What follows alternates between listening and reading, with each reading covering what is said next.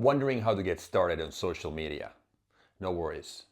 I'll walk you through how I was able to overcome my fears during the first 6 months and start posting organic social media content. Welcome back to my channel. My name is Erkka Suvanto. Some of you call me EJ.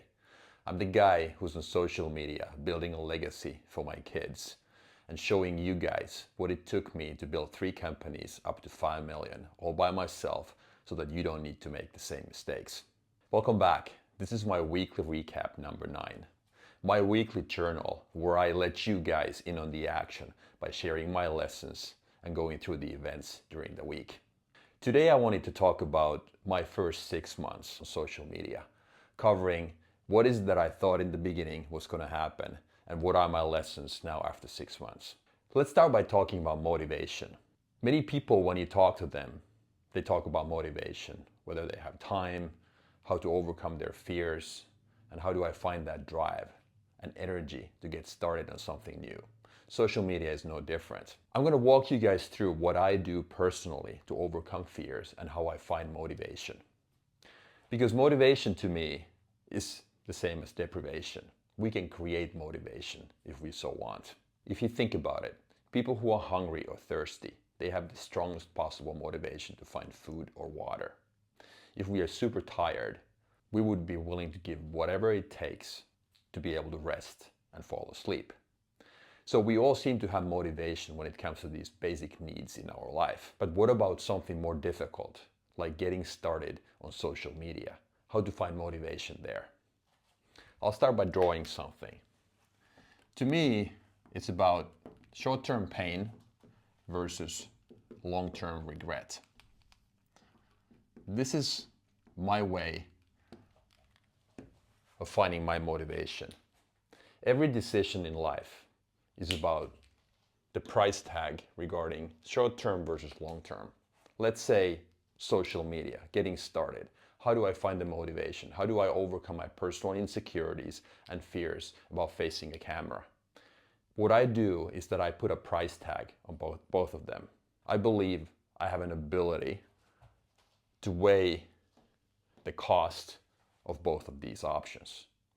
What is it that I would be willing to do short term in order to avoid long-term regret? Because honestly, the only thing I'm truly scared of in life is long-term regret. When I don't have time anymore and I can't go back and redo everything that I did up to that point, what are the things that I'm going to regret? So therefore, I'm willing to go through a lot of short-term pain in order to avoid long-term regret. And I think people who can put a price tag on both, understanding that the price I have to pay short-term is smaller than the price I have to pay long-term, those are the people who find motivation. So it's the same as creating that deprivation. And the deprivation just happens to be so far out in the future that it's sometimes hard to see. That's how I motivate myself. How is this then related to social media? And why did I have to pick facing a camera and posting organic social media content of all the things in the world? To understand this, we need to go back all the way to March 18, 2024. That's the day when I posted my first ever social media piece of content.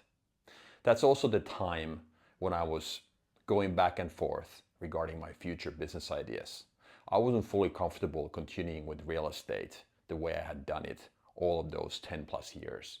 At the same time, I was passionate about something else as well. I wanted to coach, I wanted to teach, I wanted to talk about wealth, health, and happiness, my true passion areas of life. I had been thinking about going live and starting the social media career for 6 months up to that point, maybe even longer. If I go back and look at my notes, I was giving myself pep talks saying, okay, well, you can do it, go for it. There's no fear, just start pushing, take action, the way I've been motivating myself my whole life. But this time was different because going back to one of the key questions that every single entrepreneur needs to face, push versus pivot. I'm stubborn sometimes, but I'm also extremely committed. If I start something, I don't want to give up too easily. And for me to admit to myself that maybe this is the time for me to pivot. If I've been pushing long enough, and it's okay to say to myself that, hey, I'll give you a free pass to start a new career, to start a business, to start from scratch. And that has always motivated me heavily to test myself, to see how good I truly am, and see if I can build another business from scratch in a new country. That's what I've done 3 times in the past, and this was my 4th reset. Next, I'm going to show you the process I followed back then, almost 6 months ago, and a process every one of you can also follow, as far as asking yourself, what is that I want to do next? Weighing different options and putting together an action plan. Let's look at it one by one. So question number 1, or step number 1, where am I now? This is the same as using the navigation example. We can't get directions to our final destination unless we understand where we are right now. Turn the GPS on, put the location finder on, so that we understand what is that we are good at and what are the weakness areas. And my answer was health, wealth, and happiness. I felt strongly that I can help most of the people that come my way. I also felt that there would be other personal things regarding happiness and health that would be incorporated in that total package. But I thought that getting the customers first was that business angle. The second question, where do I want to go? And to me, if I look at my goals in life, my ultimate goal is freedom. This is where I can relate to late Charlie Munger so well. He famously said that I just want to desperately be free. Money is a byproduct. I'm the same way. I want to live my life on my terms, the way I want it, with those people that are close to me. Money comes as a byproduct if I'm good enough. I'm not worried about that. 3, let's play it out. In order to get to your final destination, there are different routes. Like using that navigation example, you get that rental car at the airport and you start driving. Google Maps gives you different options. You can avoid the toll roads, freeways, take country roads, take the fastest or the slowest, many different options. There's no one right answer in life. There's several right answers. And the navigation example is a good example of that. We can get to our final destination using multiple different routes or transportation methods, if you will. So I asked myself, okay, knowing my goal, I got 3 or 4 different options. Then I play each and every one of them out. Okay, that means this means that. Once I have that, the next step is asking myself, which problems do I prefer? Because every single path that I choose has its pros and cons. Understanding after we have played each and every option out, we are here at 4. Which problems do I prefer? And I was clear that business coaching was the path that I was most comfortable with. Once I've done that, my 5th and last step, I have my opportunity vehicle. It's my chance of getting to my destination or my final outcome, whether it's money, free time, freedom, whatever my goal is. But this is the 5-step list that I always follow when it comes to starting something new. Then tying this back to social media, identifying now in my case that, okay, business coaching was my new opportunity. I started literally from scratch. 0 people knew about it. I had 0 customers. I had 0 money coming in. What's my next step? I understand that every small business needs to market. And there are 4 ways how we can market. 1, we can create content. That's the social media content. We can run paid ads. Number 3, we can contact people we know. And then we can contact strangers. Okay? And of the 4, knowing these are my options, of the 4, I had done paid ads, contact known people, and contact strangers. The only thing left was creating content. I probably could have reached my final outcome or goal by doing 2, 3, and 4 only.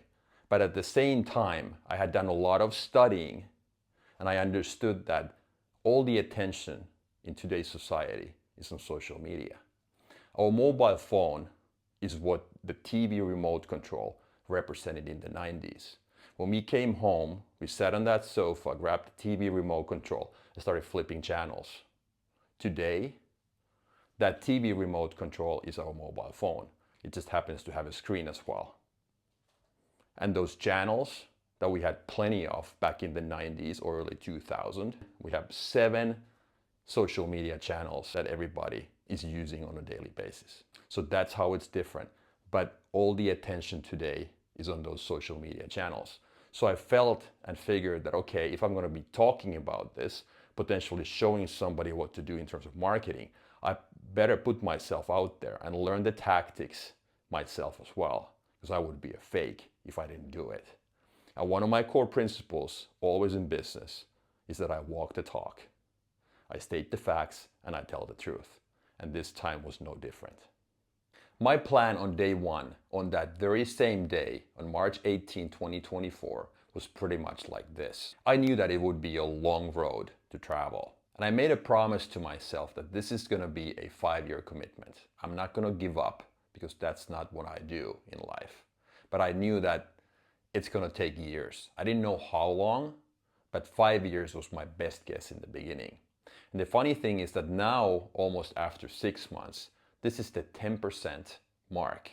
If you think about it, crazy how fast time travels. But coming back to my plan in the beginning, so it was all about 5 years. I knew that I had to do a lot of volume to get better. Volume to get better. And this is where my previous business projects and my 30 plus years at the gym helped me a lot. It's all about having that long-term vision. There is no short-term.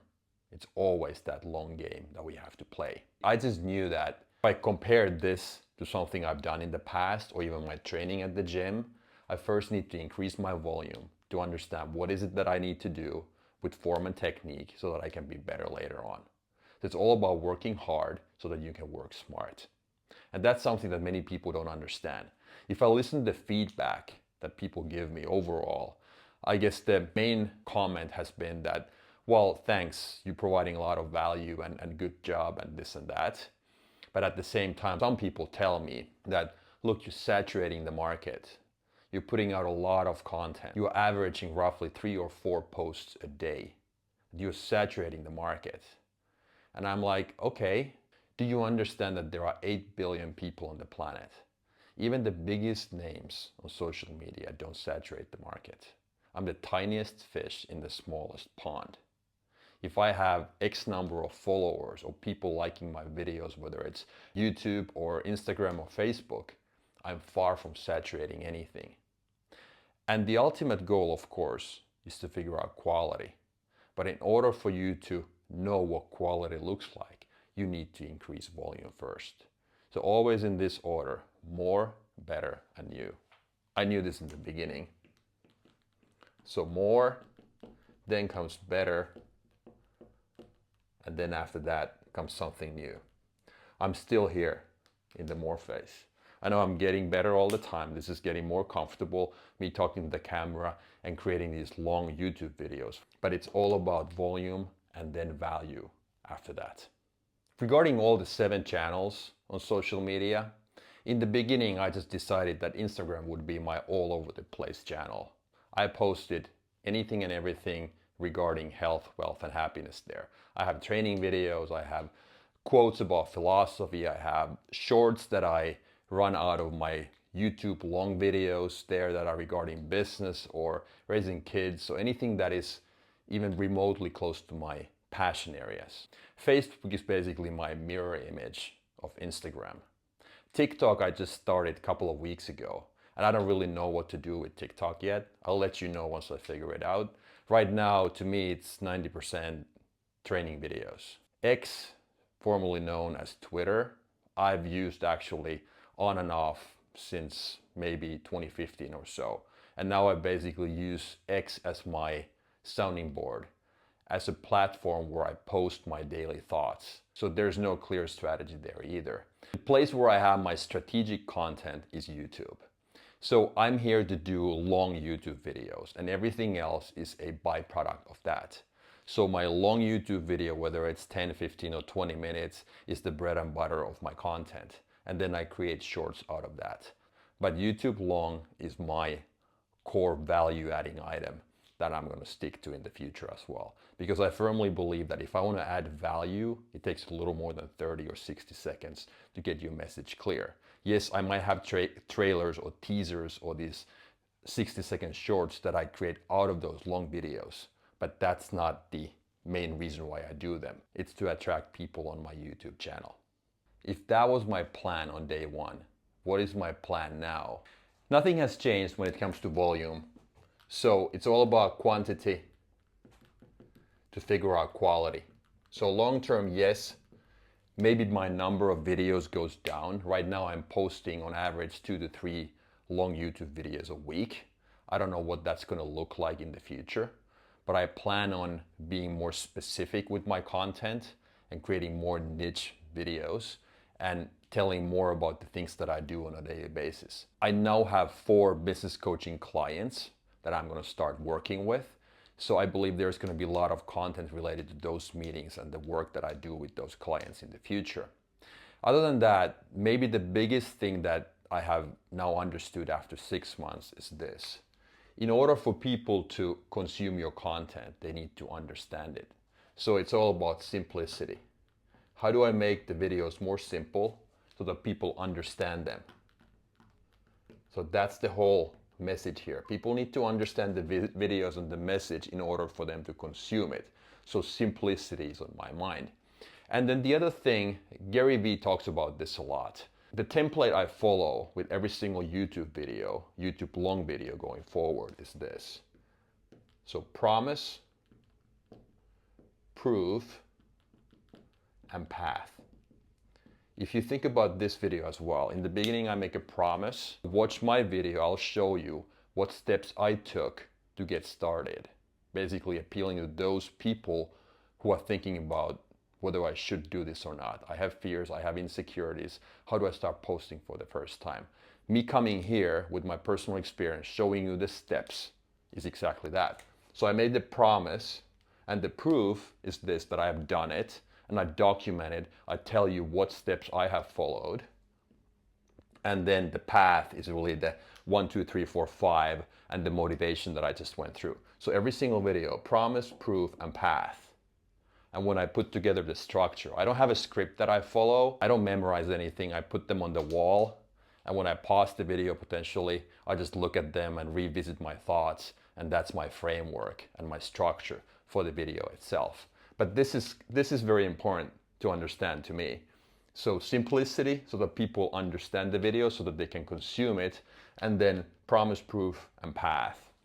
And then also one thing that I have also learned from Gary Vee, social media has changed a lot with the algorithms the way they are, very AI driven nowadays. So it's not about the likes necessarily. So anybody that can basically go viral regardless of the number of followers they have. If I think about my Instagram content, for instance, I have one short reel, like a 7-second reel, basically that's a snapshot or like a screenshot from my ex account. It's about how couples need to have deep conversations, and it's got like 10,000 likes. The lesson out of that is that you never know which one of your posts goes viral or gets a lot of likes versus then something that you think is going to do well is not going to get any likes. Simplicity and understanding that not every follower, not every like is your target customer. So what's your avatar? Who are the people you're targeting? Like in my case, if I want to get business coaching clients, I don't necessarily need people representing something completely different, liking my videos or following my accounts. So we need to keep our eye on the ball, understand what the big picture is, and so that we don't just satisfy our personal needs for external verification and validation, people giving us kudos and credit for doing such a good job. But it doesn't really matter if that doesn't serve my needs at the end of the day. So that's how I look at it. This was my 6-month intermediate report, if you will, a 10% milestone. I'm going to revisit these learnings every now and then. This is what I wanted to highlight today in my weekly recap number 9. It's all about marketing. What are the lessons after 6 months? So hopefully you get something out of this, and hopefully this is something that encourages people to take that first step and face the camera and overcome their fears. That's my wish. Thanks for watching my videos. If you liked it, please hit the like and the subscribe button. I would highly appreciate that. And as always, all comments are welcome. Thanks for watching.